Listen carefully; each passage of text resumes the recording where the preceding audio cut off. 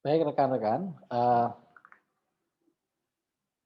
ada beberapa hal yang perlu kita sampaikan bahwasanya untuk minggu-minggu ini nanti kita sering ketemu karena masih beberapa kali, kemudian nanti juga beberapa video kita unggah karena beberapa minggu terakhir di deadline untuk membuat laporan kegiatan nasional agak banyak.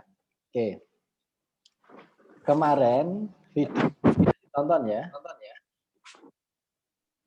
terkait dengan kebijakan pengelolaan keuangan daerah, kemudian dan pertanggungjawabannya. Ada beberapa istilah yang baru mungkin bagi teman-teman ini yang mungkin baru kali ini dengar, karena memang akuntansi di pemerintah daerah ini berbeda dengan akuntansi yang kita pelajari sebelumnya.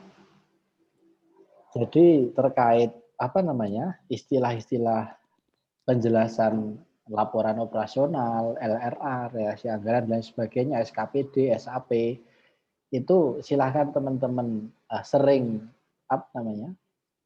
baca atau sering ulang-ulang untuk memberikan pemahaman kepada kita kalau singkatan-singkatan ini kita sebutkan. Ini tidak saya buatkan PowerPoint karena terlalu kompleks yang akan disampaikan. Ini saya ambil inti-intinya saja. Susu segar, some, bakso bakar, bakso goreng.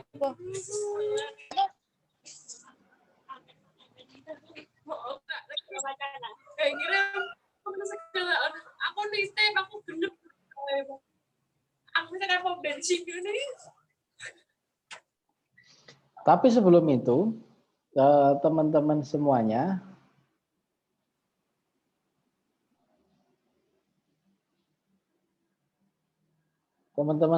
ini di mana? Di rumah atau di kos atau di Solo?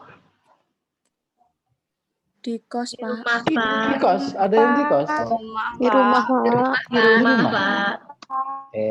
Kira-kira ini bosen atau enggak ini? Sudah berapa ini? Hampir ya 8 bulan ya kalian menjalani pembelajaran seperti ini, bosen atau enggak?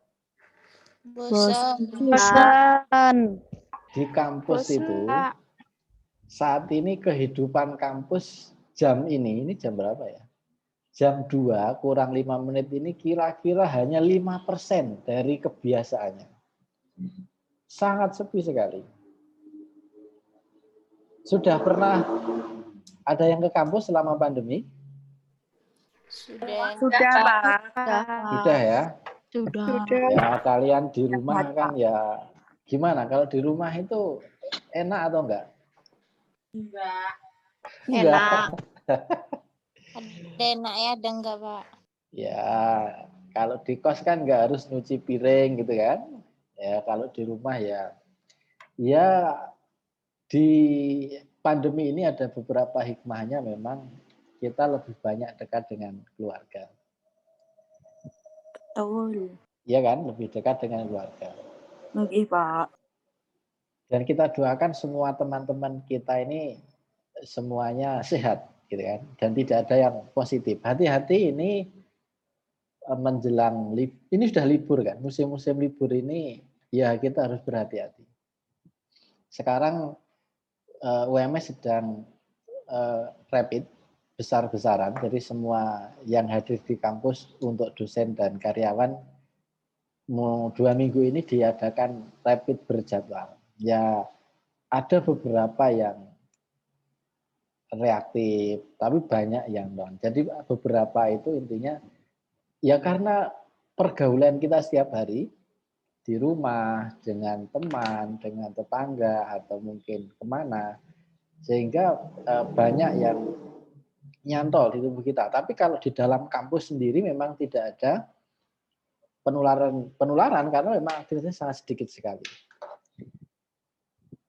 Jadi kami berpesan untuk rekan-rekan yang di rumah dimanapun selama pandemi, apalagi menjelang tahun baru ini, untuk menjaga jarak, selalu cuci tangan, bawa hand sanitizer, Jadi itu yang paling penting, olahraga. Saya membuktikan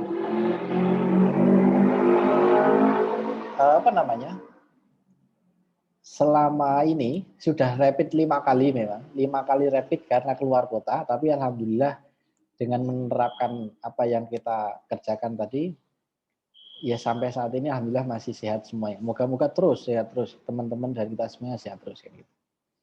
Baik teman-teman, ini kita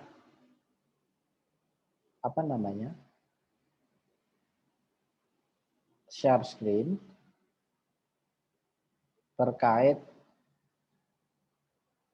apa yang harus kita pelajari hari ini. Teman-teman kelihatan? Sudah kelihatan yang kita share? Sudah, Pak. Kelihatan, Pak. Oke. Kita akan sedikit berbicara mulai ke meraktekan akuntansi keuangan daerah atau akuntansi keuangan pemerintah. Oke. Jadi ada beberapa prinsip akuntansi dan pelaporan keuangan pemerintah daerah ini. Yang pertama, tentu saja ini prinsip yang pertama adalah basis akuntansi. Ini menggunakan basis akrual untuk pengakuan LO, laporan operasional. Jadi pengakuan pendapatan laporan operasionalnya basisnya akrual untuk aset, kewajiban, dan ekuitas. Maksudnya bagaimana? Basis akrual ini adalah ketika untuk laporan operasional atau LO, berarti bahwa pendapatan diakui pada saat hak untuk memperoleh pendapatan telah terpenuhi. Walaupun kas belum diterima di rekening kas umum atau entitas pelapor. Dan beban diakui pada saat kewajiban yang mengakibatkan penurunan nilai kekayaan bersih terpenuhi walaupun kas belum dikeluarkan dari rekening kas umum. Maksudnya bagaimana? Pendapatan yang sudah dibuatkan nota, misalnya retribusi, sudah dibuatkan nota retribusi, sebesar 50 juta, itu sudah diakui pendapatan, meskipun pendapatan itu belum disetor ke rekening kas daerah. Itu maksudnya. Kemudian, pengeluaran misalnya biaya gaji atau biaya perbaikan. Apa? 20 juta. Ketika tanggal perbaikan, itu sudah dicatat kewajiban itu keluar, meskipun kasnya belum dikeluarkan secara langsung untuk membayarkan. Jadi di dalam sistem akuntansi pemerintah ini dikenal ada yang namanya LS.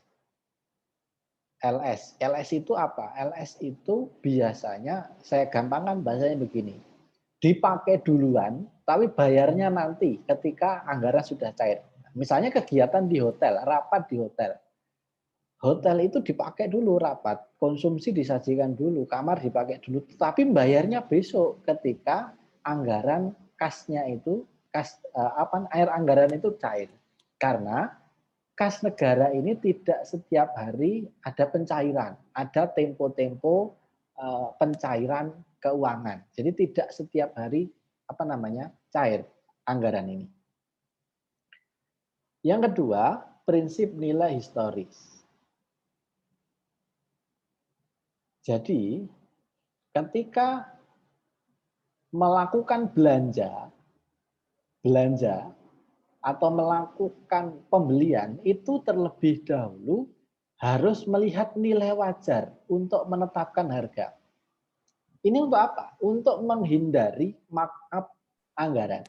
Nah, maka dalam proses pengadaan barang dan jasa di kementerian, di daerah, itu harus ada HPS, harga perkiraan sementara. Untuk apa? Untuk prinsip nilai historis ini. Nah, HPS itu dari mana? HPS itu didapatkan dari penawaran-penawaran, dari brosur, dari internet terkait dengan harga barang yang akan dibeli. Ini untuk menanggulangi jangan sampai menetapkan harga pengadaan barang itu melebihi dari harga wajar yang ada di pasaran. Nah, yang menjadi banyak kasus korupsi dan markup anggaran itu di sini. Penetapan nilai historis. Kita tahu beli 1 dengan beli 100 itu pasti berbeda. Tetapi dalam proses pengadaan barang dan jasa, untuk nilai historis itu kan dilihat dari beli 1. Tidak bisa melihat beli 100. Sehingga kalau pengadaannya jumlahnya besar, nah ini kadang menjadi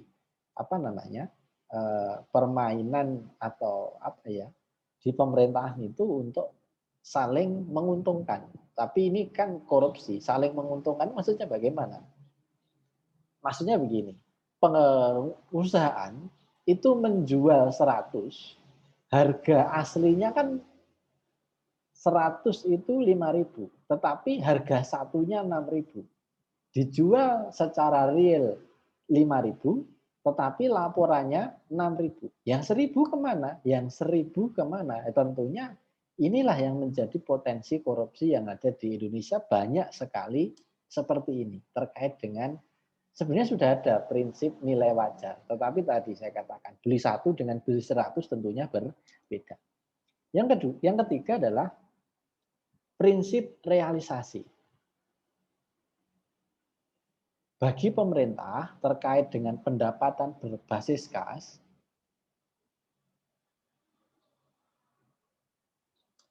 pendapatan tahun lalu itu digunakan untuk realisasi tahun ini.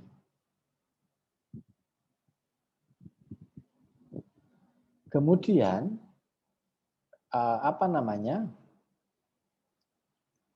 ada yang keempat, prinsip substansi mengungguli bentuk formal atau substance over form. Sehingga begini, ketika melakukan penyajian laporan dan melakukan transaksi, itu juga harus disandingkan dengan peristiwa yang lain. Kalau terjadi peristiwa-peristiwa realitas terjadinya sesuatu keadaan, sehingga misalnya anggaran tahun 2020 itu tidak ada anggaran untuk penanganan COVID, tetapi karena terjadi peristiwa yang ini urgent, maka perencanaan yang sudah direncanakan yang kemarin atau yang sudah seharusnya dilakukan itu bisa saja dilakukan pergeseran penggunaan. Ini tentu akan menjadi catatan tidak konsisten antara perencanaan dengan realisasi. Kemudian untuk menanggulangi itu harus dilakukan pencatatan catatan atas laporan keuangan. Kenapa terjadi pembelokan peristiwa dari anggaran yang sudah ada. Yang kelima prinsipnya adalah prinsip prioritas.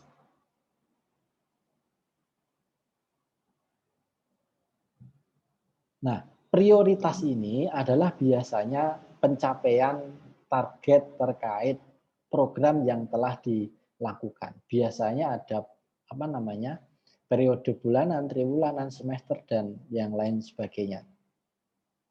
Sehingga dalam pembuatan anggaran atau pembuatan perencanaan itu harus ditentukan prioritas keterselesaian. Teman-teman pasti melihat antara bulan Agustus sampai dengan Desember, di jalan itu mulai banyak batu, mulai banyak pasir untuk melakukan perbaikan jalan. Karena memang prioritas untuk perbaikan pengadaan yang sifatnya berat itu biasanya 1 tahun. Nah, kenapa toh kok baru di tengah tahun itu baru muncul aksi di lapangan?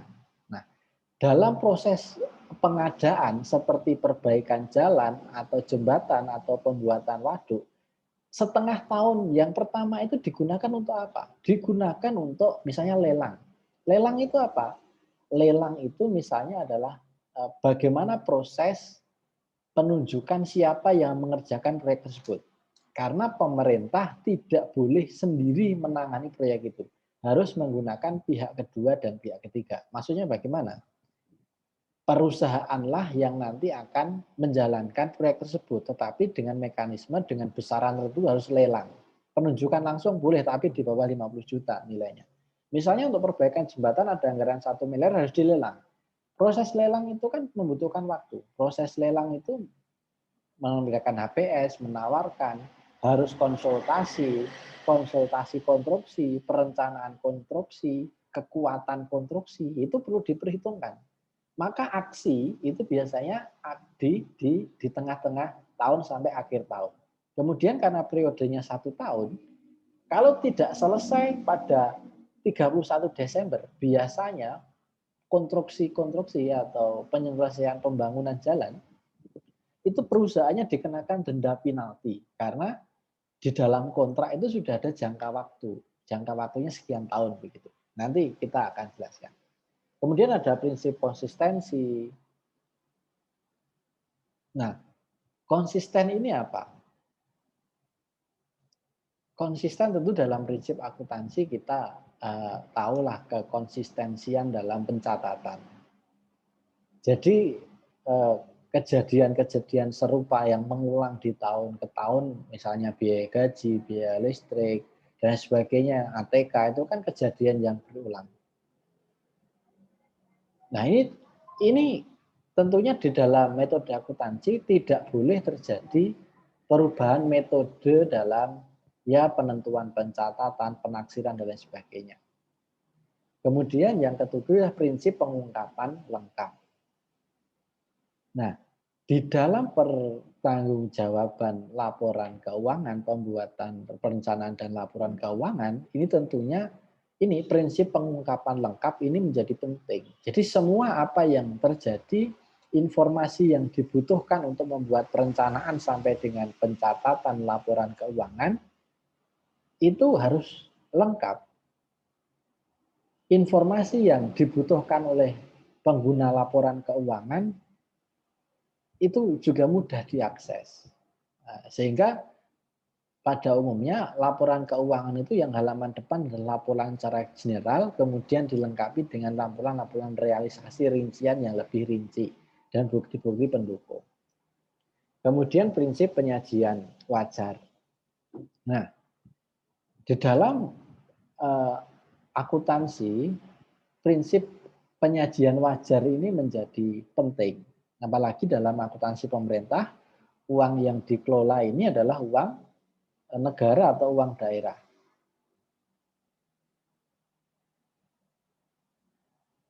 Nah, prinsip wajar ini tentu saja wajar itu adalah apa namanya? Dalam menyajikan laporan keuangan, laporan realisasi anggaran, misalnya, saya ambil salah satu laporan realisasi anggaran wajar, itu antara perencanaan dengan realisasi ya tidak terpaut sangat jauh. Jadi apa yang direncanakan dengan apa yang direalisasikan, dengan apa yang dilaporkan, itu ya satu garis gitu kan, memiliki konsisten. Sehingga pengungkapan wajarnya itu mudah.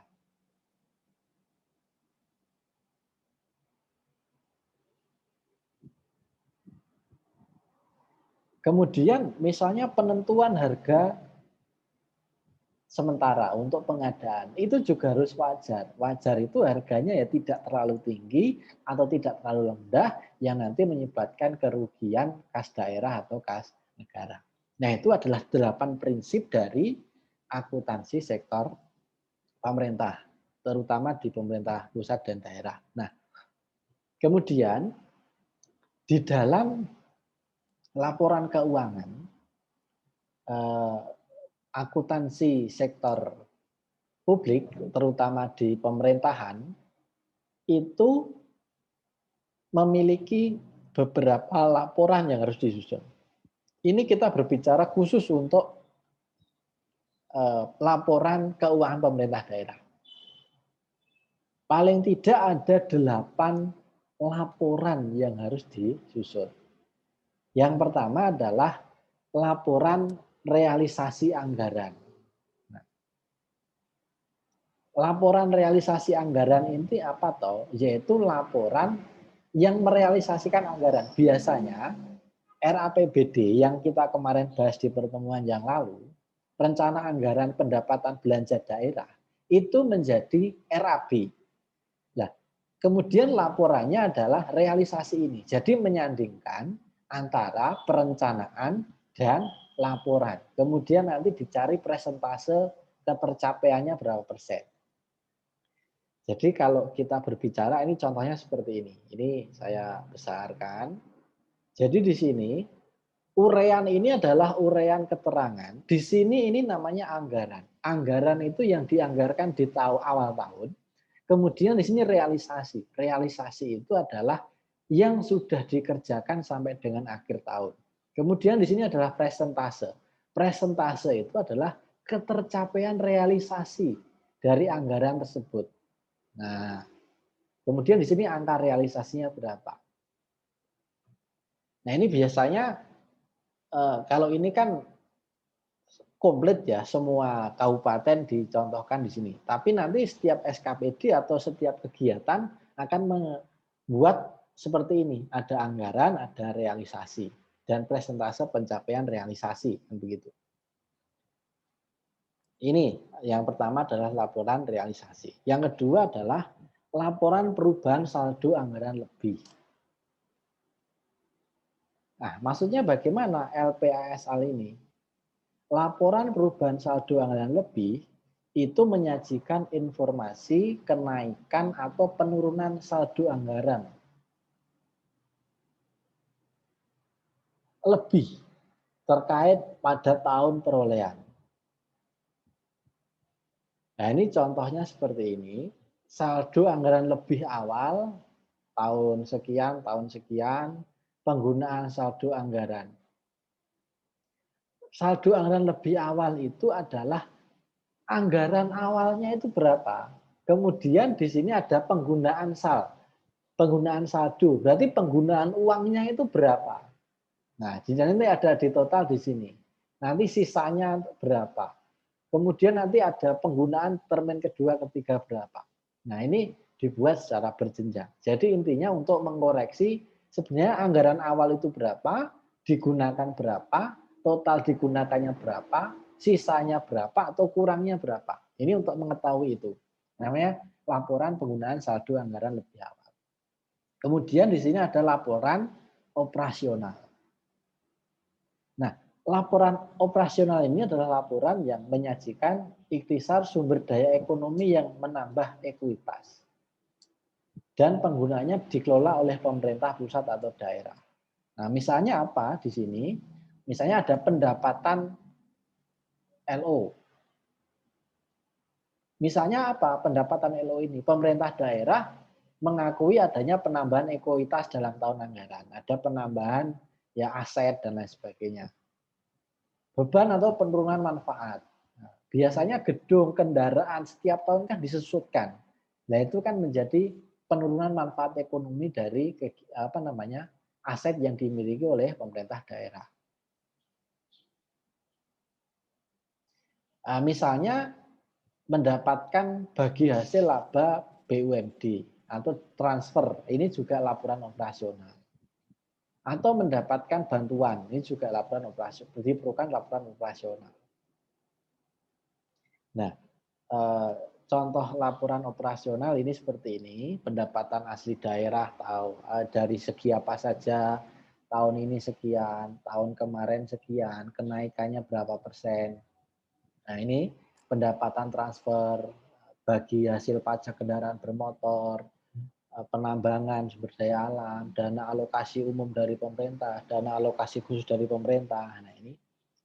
Nah ini contohnya seperti ini. Nanti bisa kita bahas satu-satu.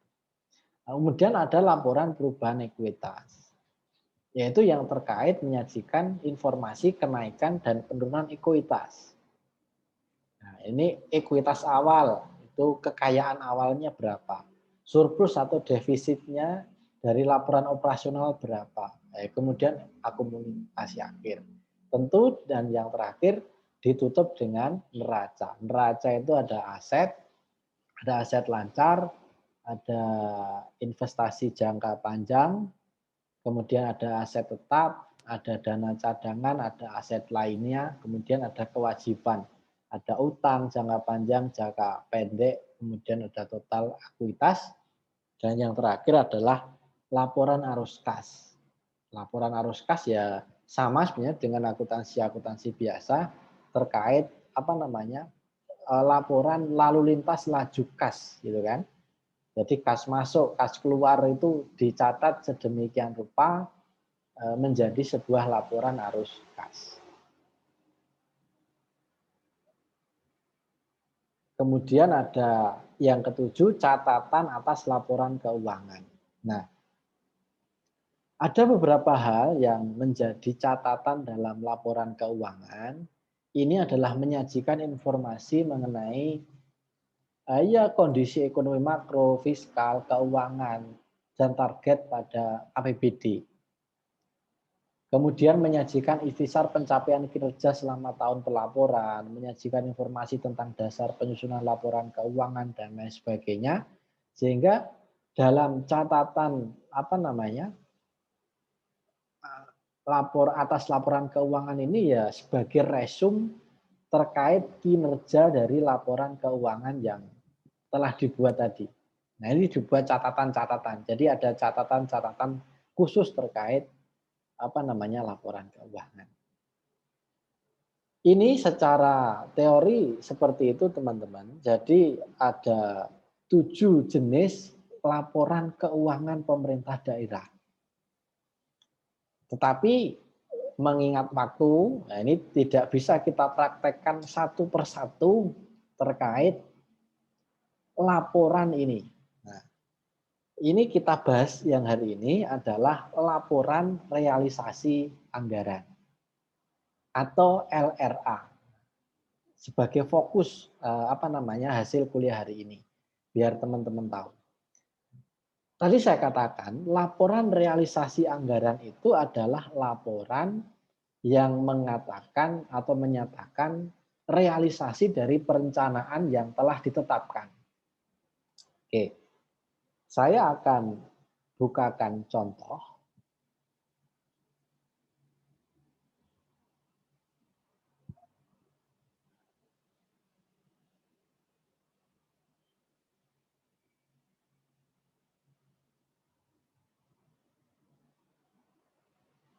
Ini adalah bentuk, saya akan bukakan contoh bentuk laporan realisasi. Jadi nanti biar teman-teman paham.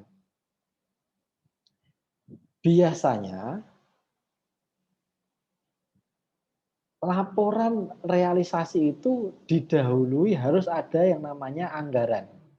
Anggaran itu adalah sesuatu menjadi patokan untuk dilakukan kegiatan.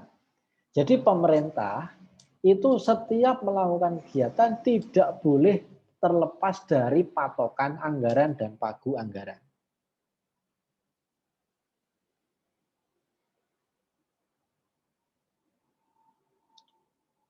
Kebetulan saya ini sejak tahun 2018 mengelola uang negara bersama rekan. Ya harus menyusun seperti ini. Ini saya tunjukkan dulu. Oke. Ini adalah yang disebut dengan RAB. Kecil ya. Rencana anggaran biaya. Rencana anggaran biaya itu harus menjelaskan seluruh komponen yang akan dibiayai dalam satu SKPD. Kalau satu dinas pendidikan misalnya, atau satu dinas apa. Dalam 1 tahun itu harus membuat rancangan pembiayaan apa saja yang akan kegiatan atau yang akan dilakukan dalam 1 tahun. Biasanya ada komponen pembiayaan, ada 1, 2, 3, 4, 5. Kemudian ada sasaran. Sasaran itu orangkah, apakah? Kemudian ada satuan biaya. Kemudian ada jumlah. Oke, kalau ini adalah apa namanya? RAB potongan paling kecil karena ini adalah RAB kegiatan. Jadi RAB itu ada RAB utama diturunkan menjadi RAB per kegiatan. RAB per kegiatan nanti membuat laporan realisasi. Laporan realisasi per kegiatan dibuat laporan realisasi secara global. Menjadi semua laporan kegiatan di satu kabupaten. Jadi memang perjalanannya panjang. Nah ini contohnya seperti ini. Jadi kita harus membuat rancangan apa? Rancangan selama 1 tahun itu mau melakukan kegiatan apa sampai dengan seluruh pendapatan itu habis digunakan untuk rancangan kegiatan. Jadi ini adalah total belanja 1 tahun misalnya 1,18 miliar. Itu dibuatkan rancangan sedemikian rupa. Nah, ini di awal periode. Kemudian di dalam pelaksanaannya tentu saja anggaran itu digunakan untuk apa? Digunakan untuk melakukan kegiatan-kegiatan yang sudah direncanakan. Lalu di akhir tahun itu dibuatkan yang namanya realisasi, laporan realisasi. Ini contohnya laporan realisasi. Tapi nanti gak seribet ini. Laporan realisasi itu menyandingkan antara alokasi dan realisasi. Nah, alokasi itu yang sudah kita buat di RAB, realisasi itu yang dibayarkan atau yang dibelanjakan. Nah, saya menunggu. Saya ulangi, alokasi itu yang ada di RAB, kemudian realisasi itu yang dibelanjakan. Ini yang di RAB tadi. Kemudian ini atas dasar nota-nota yang masuk, bukti-bukti yang masuk, terkumpullah realisasi anggarannya seperti ini. Oke.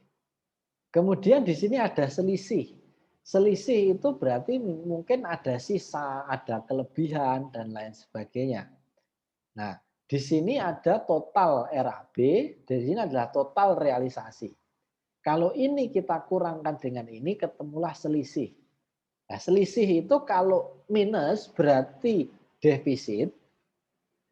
Kalau kelebihan itu surplus. Tetapi dalam akuntansi pemerintah, apa namanya? Akuntansi pemerintah ini tidak boleh melebihi anggaran. Jadi realisasi apapun tidak boleh melebihi anggaran yang mengakibatkan defisit anggaran. Tapi kalau selisihnya surplus boleh. Kalau selisihnya surplus harus dikembalikan ke kas negara. Oke, itu gambarannya. Jadi saya ulangi, dalam perencanaan awal tahun harus membuat rancangan biaya selama 1 tahun, kemudian nanti ada realisasi, dari semua nota-nota itu dikumpulkan, dibuatlah laporan realisasi, kemudian disandingkan antara alokasi dan realisasi, nanti ketemu yang namanya selisih. Oke, sampai di sini teman-teman ada pertanyaan? Ini di bagian seperti ini sebenarnya untuk disampaikan daring itu agak berat, karena untuk memahami ini tidak mudah. Ada enggak pertanyaan? Ada yang bingung? Ya, mungkin pada bingung. Ada yang mau bertanya?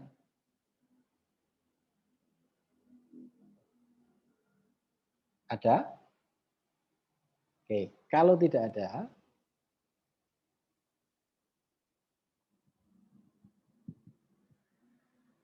untuk melakukan itu, di sini saya sediakan kasus.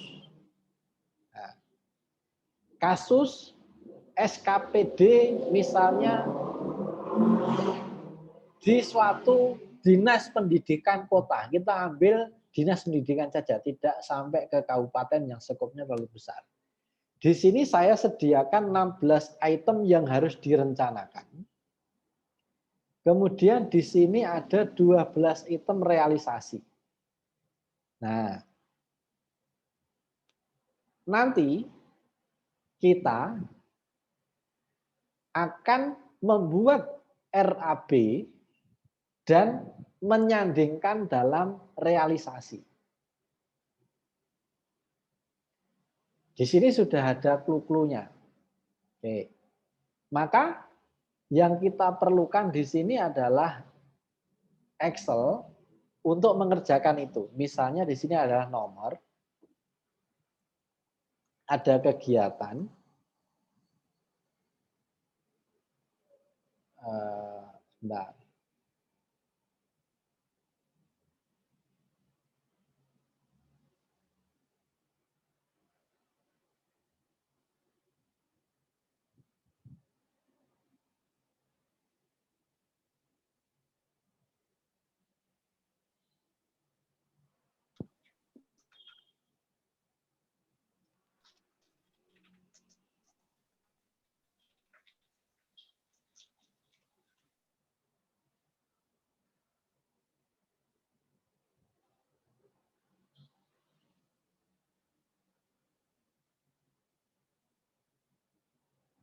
Di sini.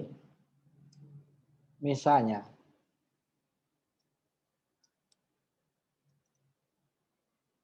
ini untuk RAB. RAB. Itu ada nomor, ada komponen yang dibiayai, ada sasaran, harga satuan biayanya, ada jumlah. Kita praktekkan satu. Misalnya di sini.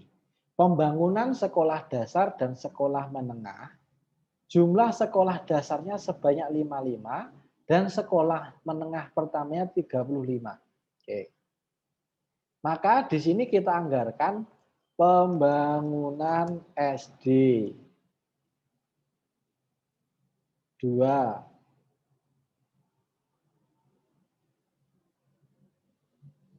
pembangunan SMP.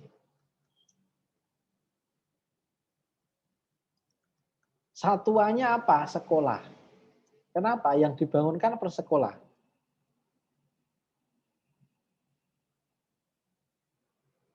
Nah ini gini, pembangunan SD, pembangunan SMP.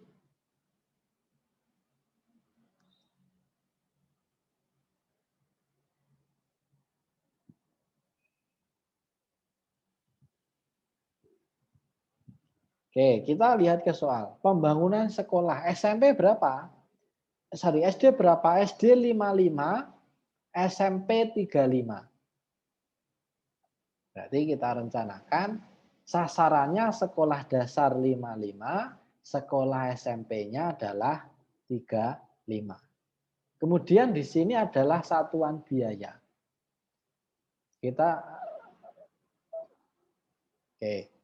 Satuan biayanya kita lihat di sini.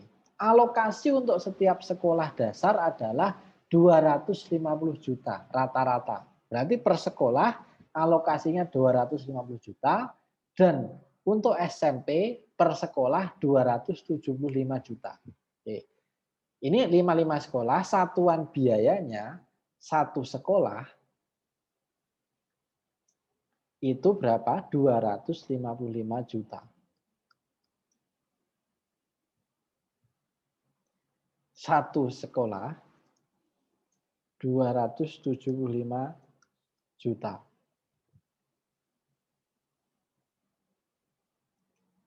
Kurang 01.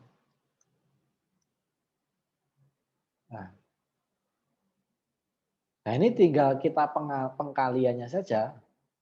Ini begini cara untuk membuat RAB. Jadi saya katakan cara membuat RAB seperti ini. Jadi komponen pembiayaannya apa, sasarannya berapa.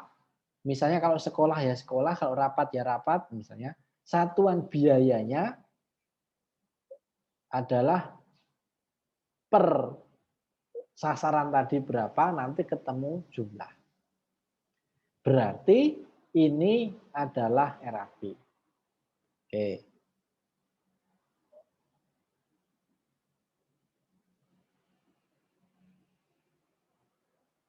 Punya gambaran untuk membuat RAB? Halo? Punya, Pak. Iya, Pak. Punya, Pak.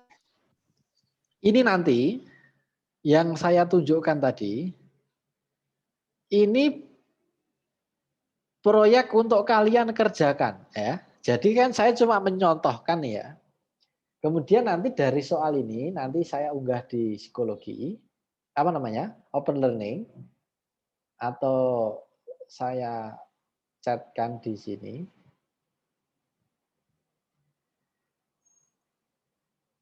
Saya chatkan file, saya kirimkan soal tadi.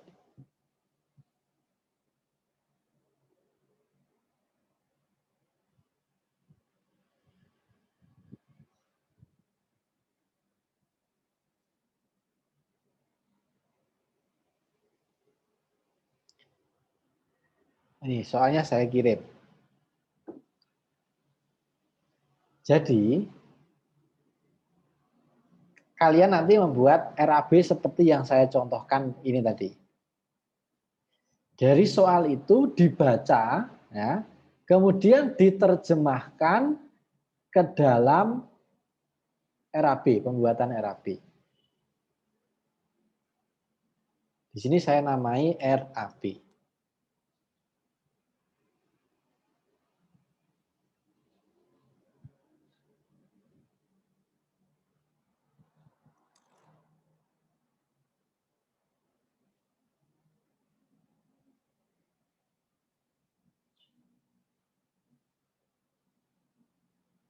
RAB Dinas Pendidikan Kota Semarang tahun 2020 misalnya. Oke.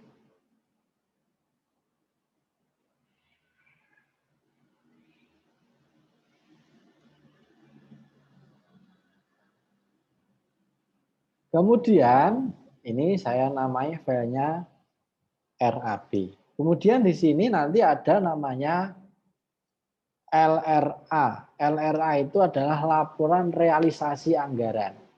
Oke. Ini kita copy. Jadi di sini kita pastekan. Ini LRA, laporan realisasi anggaran.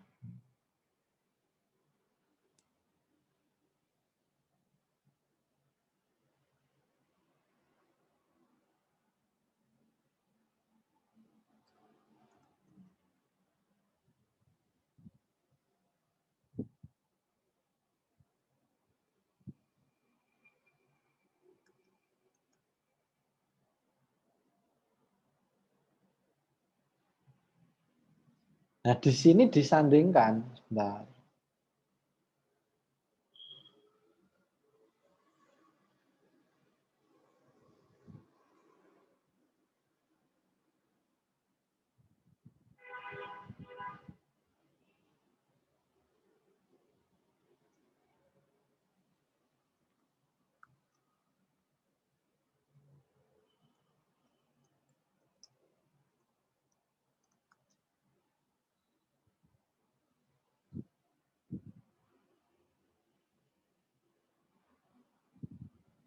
Kita buat gampang aja, modelnya seperti ini. Di sini seperti RAB, di sini anggarannya, kemudian di sini realisasi, kemudian di sini ada selisih, kemudian di sini ada presentase pencapaian. Presentase pencapaian. Oke, realisasinya bagaimana? Realisasinya kita lihat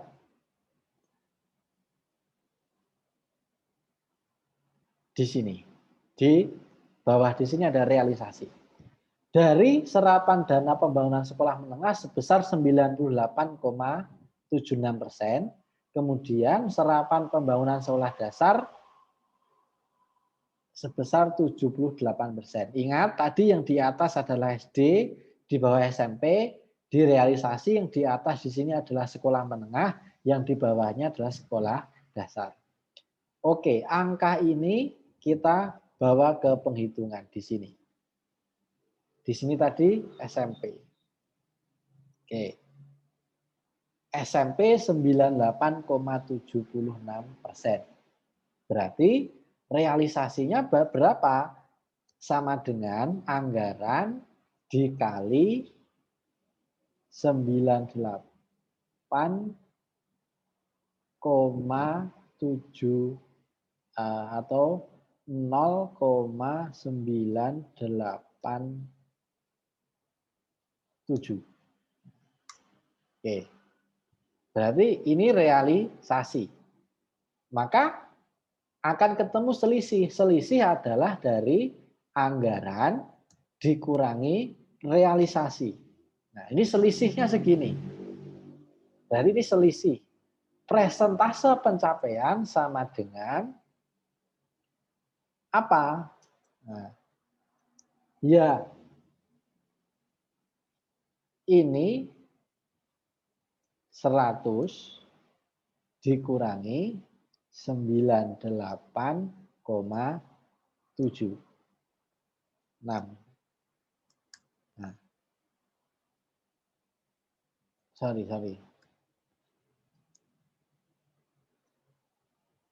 Berarti persentase pencapaiannya berapa ya? 98,76 ini kan gitu. Atau 98,76%. Jadi ini persentase pencapaian itu dihitung dari ini 100%, realisasinya sekian persen, jadi selisih ini yang menjadi pengurang untuk persentase anggaran. Nah, nanti dibuatkan berapa persentasenya. Kemudian yang SD tadi berapa? Yang SD 78,9. Oke, kita bawa ke sini.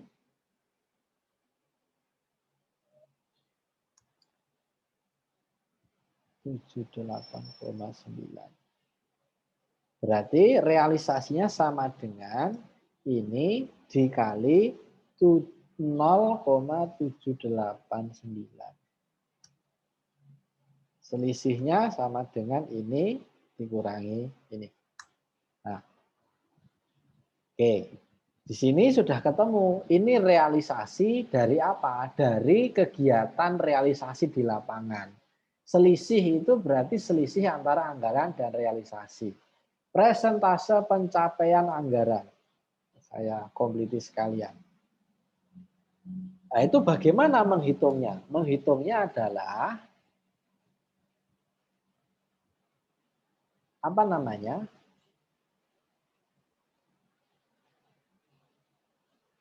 Ini, gitu kan? Ini dibagi ini dikali 100. Ini dibagi ini. Nah, gitu kan? Sama dengan ini dibagi ini. Nah, ini dikali 100. Oke, berarti realisasi anggarannya sekian persen. Nah, ini untuk membuat laporan realisasi anggaran. Nah, kasusnya ini ada 16 item. Dengan catatan apa, teman-teman? Dinas Pendidikan Kota Semarang itu diberi slot RAPBD, sebanyak 95 miliar. 95 miliar.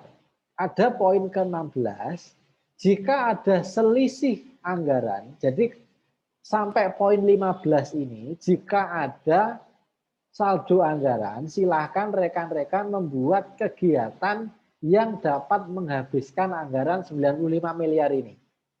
Kemudian realisasinya, di sini ada 12 realisasi, Kemudian kalau teman-teman membuat kegiatan tambahan, silahkan dibuatkan rekayasa realisasi dari anggaran yang kalian buat sendiri. Di sini kan kita buatkan 15 kegiatan. Kalau 95 miliar ini masih sisa, silahkan teman-teman menganggarkan untuk kegiatan yang lain. Kemudian realisasinya di sini ada 12 realisasi.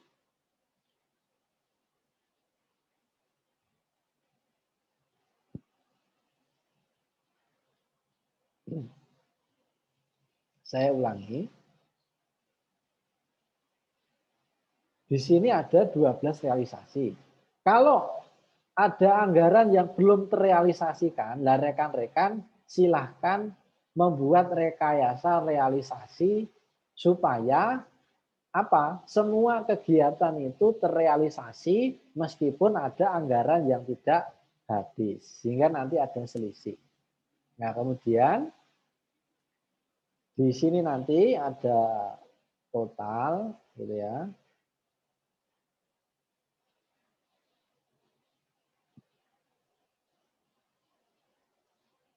Total. Di sini nanti ada realisasi, selisih, dan presentase.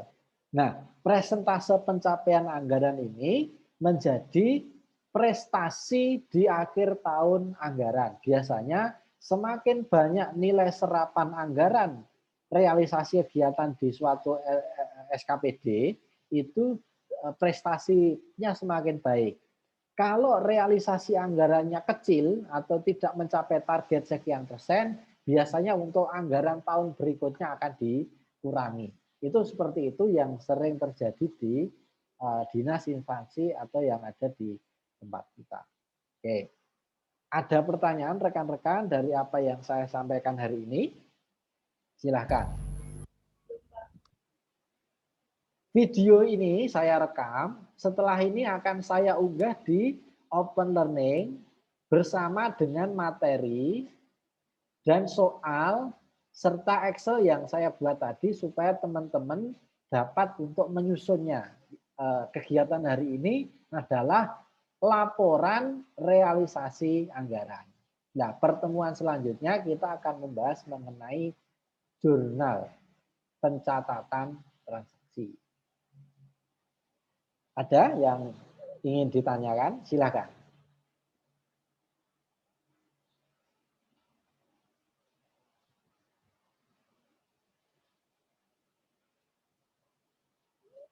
Di chat ada yang mau bertanya?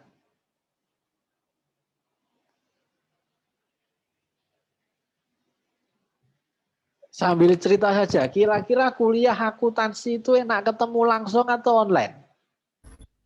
Ketemu langsung, Pak. Kalian bingung, rada bingung kan ini? Iya, Pak. Iya, saya menjelaskan juga, maksudnya untuk memahamkan kan itu susah. Kalau apalagi kasus baru kayak gini, harus dijelaskan ke kalian seperti itu. Kalian coba dulu, ini videonya nanti saya upload, supaya kalian bisa memutar ulang. Kemudian materi yang saya sampaikan tadi bentuknya buku, nanti juga saya unggah. Saya sengaja tidak menyampaikan semua. Kalau di buku itu kita sampaikan semua, ya tidak cukup ini 1 semester untuk materi akuntansi sektor publik ini. Ya kalian paling tidak tahulah secara gambaran umum apa itu laporan realisasi keuangan. Karena pada dasarnya kalau nanti kita menjadi bendahara kegiatan di dinas atau di instansi pemerintah, itu pasti yang namanya RAB dan laporan realisasi anggaran itu menjadi suatu keharusan yang harus kita kuasai.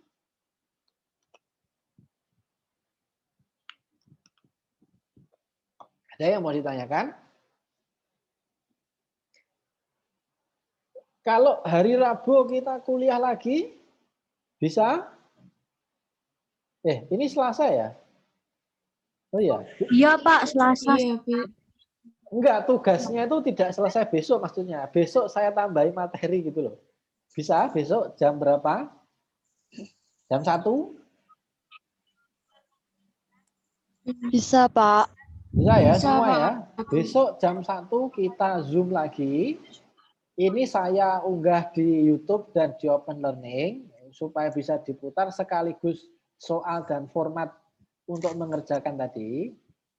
Nanti kalian juga menguploadnya di Open Learning. Ini pribadi. Kalau kelompok, apa bisa kalian? Susah ya malahan ya?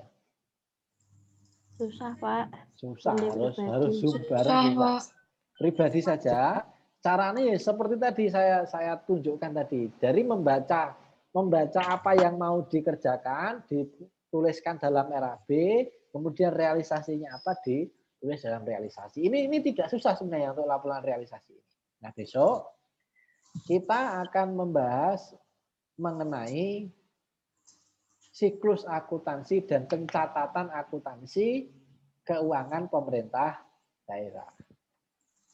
Besok yang akan kita bahas. Kalau tidak ada, kita akhiri. Saya akan convert video dan sekaligus saya akan unggah di Open Learning. Saya ucapkan terima kasih, jaga kesehatan. Ada yang bertanya, saya tawarkan saya lagi kalau ada yang bertanya. Batas pengumpulannya itu sampai kapan? Oh, sampai nanti ujian. Jadi saya beri kelonggaran, tugas-tugas itu dituntaskan semua di Open Learning harus 100% sampai selesai UAS, gitu loh. Jadi semua video, semua apa yang ada di situ nanti akan saya ambil semuanya setelah UAS. Jadi aktivitas di Open Learning itu kan kebaca itu. Sekian persen nonton video, sekian persen nonton PPT, itu kan nanti sampai menjelang UAS. Gitu. Ada lagi? Yang tidak bisa full gimana, Pak? Apa contohnya? Yang tidak bisa full. Ada, Pak. Kemarin waktu UTS tidak bisa full, Pak. Ya nanti. Sama materi berapa gitu. Yang penting di atas 75%. Ya, atau 80% lah ya. Antara 75 dan 80. Kalau hanya 45, 30 itu kan mau ngasih nilai B itu ya orang tekan gitu loh. Karena ya ini situasi pandemi, Pak Rektor, Pak Wian mengatakan ya jangan mempersulit mahasiswa. Saya tidak akan mempersulit mahasiswa ya. Yang penting ikuti itu video, kerjakan apa yang ada di situ. Kalau sudah 80% gitu kan, lulus kalian. 80%, 75 sampai 80% kalian, 80% lah ya kalian mengikuti itu untuk mendapatkan nilai B tidak susah kan gitu. Itu ya maksudnya.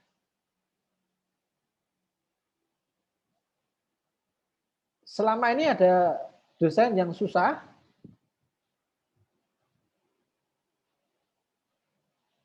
Atau tidak longgar barangkali?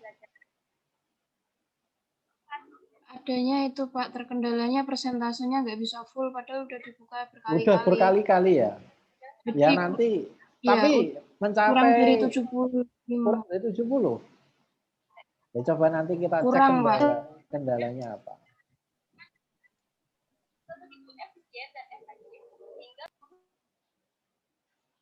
Gitu dulu, ini saya convert, langsung saya unggah materinya, dan supaya kalian bisa langsung mempelajarinya. Saya kira cukup, terima kasih. Assalamualaikum warahmatullahi wabarakatuh. Waalaikumsalam Waalaikumsalam warahmatullahi wabarakatuh. Terima kasih, Pak. Terima kasih, Pak. Ya, Terima kasih, Pak.